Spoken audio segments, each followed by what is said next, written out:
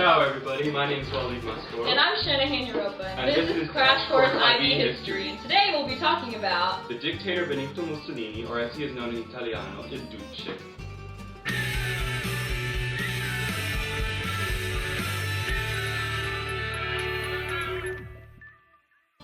Benito Mussolini was the Prime Minister of Italy from 1922 to 1943 and is known as Europe's first fascist leader.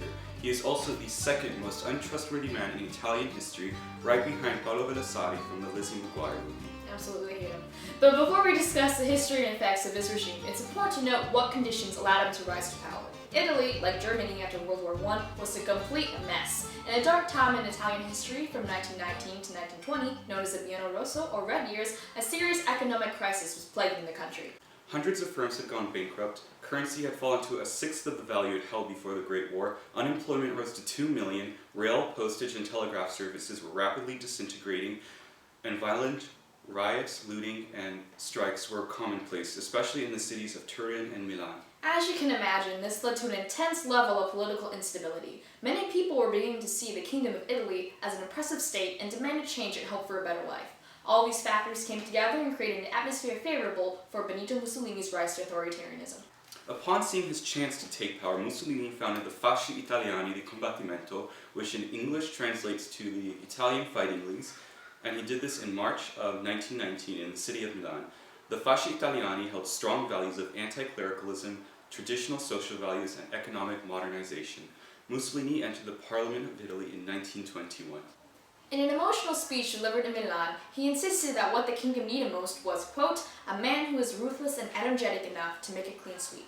Finally, on the 22nd of October 1922, in a fascist coup d'etat that would later be known as the March on Rome, he directed his followers on a massive invasion of Italy's capital city.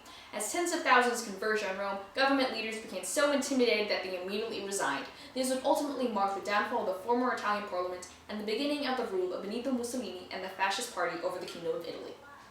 As you can tell, we're experts on fascist Italy. We know all sorts of Mussolini-ish trivia. Are you done? Yeah, go ahead. The methods Benito Mussolini used in his rule included extreme persuasion and philosophical ideology. He admired the tactics used by Emperor Julius Caesar when conquering lands for the Roman Empire, and crazy enough, wanted to do exactly the same and recreate the entire Mediterranean Empire. He achieved this to an extent by invading southern neighbors Libya and Ethiopia and Africa. In the late 30s, Mussolini and German Chancellor Adolf Hitler had become inseparable allies. Propaganda didn't play as big a role in Mussolini's dictatorship as it did in Hitler's. Mussolini's son-in-law, Galeazzo Ciano, took over campaigning Mussolini's propaganda and named the office that he established Minkulpab. His goal was to broaden Mussolini's influence and ensure that all films, plays, radio programs, and books glorified Mussolini as the hero and the fascists as the saviors of Italy. Lights were left on in the dictator's office to suggest that he worked 20 hours a day for Italy. Hashtag overkill. Photographs and posters of Il Duce appeared on public buildings, streets, and workplaces. Catchphrases that are way too hard to pronounce translate directly to believe, obey, fight, and Mussolini is always right. There was even an applause squad, thank you, who rallied enthusiasm for Mussolini's speeches. They even used prompt cards, hashtag desperate. Well, Mr. Mascoro, did he at least have a fun personality? Well, I'm glad you asked, young Waleed. Charisma plays a huge part in any dictator's ascent to power. Mussolini had a sort of cult of personality. Well, not sort of, he actually did. Much like JFK, Stalin, and Mao Zedong. His charisma is what got him popular enough to become a leader of Italy. This contributed to his aura as a fascist leader. Although it was difficult by the 1930s to distinguish between the believer's exaltation and courtly adulation, Mussolini exercised a personal charisma for many fascists even after his death. To quote Mussolini, "My objective is simple. I want to make Italy great, respected, and feared." He believed that Italy should be in control of the Mediterranean Sea and its bordering countries. However, by 1933, Mussolini viewed Hitler as a potential partner, yet also a potential rival. In June of the same year, Mussolini got representatives from France, Germany, and Britain to come to Rome to sign the Four-Power Pact in order to settle their differences and form an anti-Soviet front. Mussolini wanted to rebuild Italy as the Roman Empire it once was. He wanted to make Italy great again. Miss Europa, but didn't the Roman Empire fall apart? Well, young Shanahan, we don't talk about that. On his way to accomplish this goal, he invaded Abyssinia, or modern-day Ethiopia, in 1935 and succeeded, but the huge economic cost of having invaded the country and having little use for it turned this part of his plan into a failure. Italy and Germany also became more involved with each other through the signing of some treaties such as the Rome-Berlin Axis in 1936, where a coalition was formed between Italy and Germany. The Anti-Comintern Pact of 1937, which was directed against the Soviet Union. And most importantly, the Pact of Steel of 1939. This pact formalized the Rome-Berlin Axis agreement and made Italy and Germany allied both politically and militarily. Oh, it's time for the mystery document. The rules here are simple. I guess the mystery document and usually fail and get shocked by the shock pen, which is a real shock pen no matter what you people say. Document, thank you.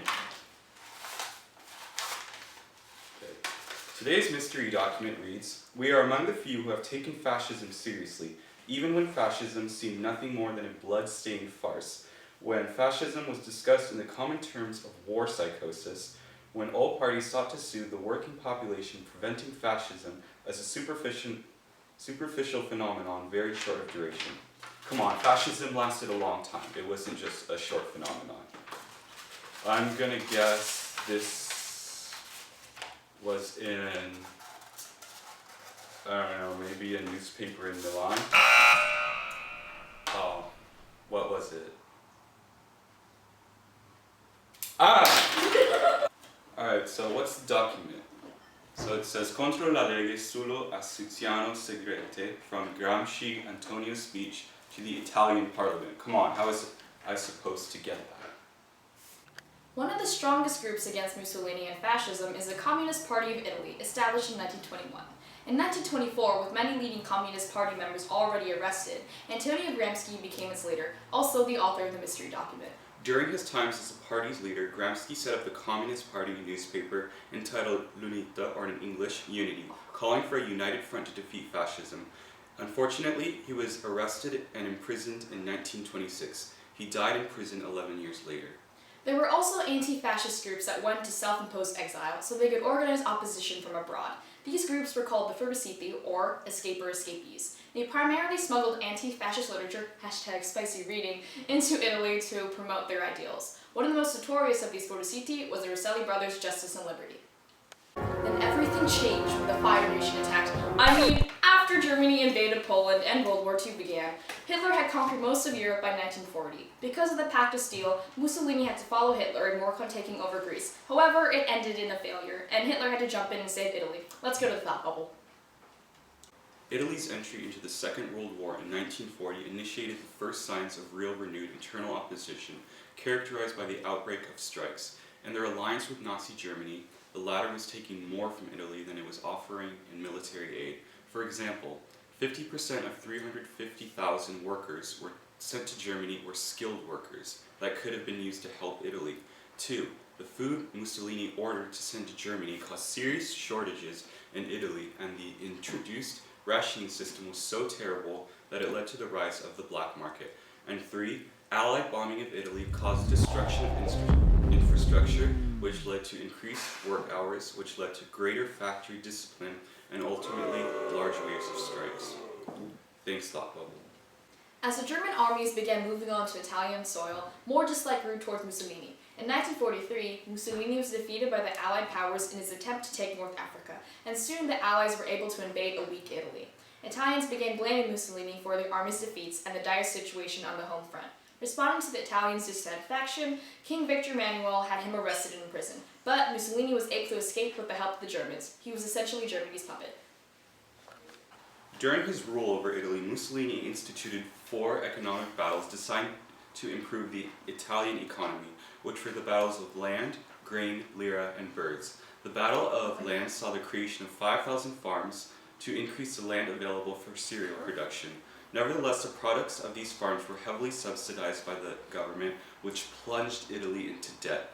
To counter this, he insisted that citizens donate their gold to the government to help fight a deepening recession. Crazy idea.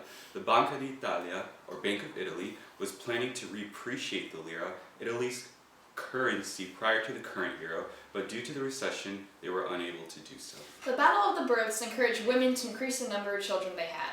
As part of this policy, Mussolini outlawed abortions and placed heavy taxes on unmarried men. Wow.